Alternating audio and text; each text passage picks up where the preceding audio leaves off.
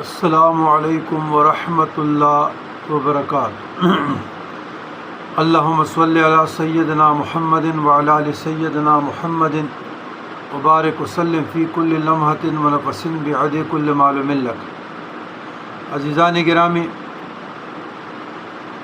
سوال تو نہیں، سوالات ہیں، کچھ یوں ہیں کہ ایک آدمی بار بار حج اور عمرے کے لیے جاتا ہے، تو کیا بہتر نہیں ہے کہ یہی رقم یہ اپنے ہمسایوں پہ، رشتہ داروں پہ، جو غریب ہے، حاجت مند ہے، ان کو دیا جائے؟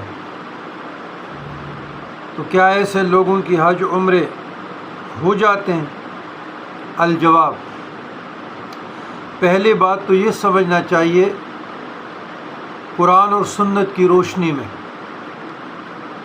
کہ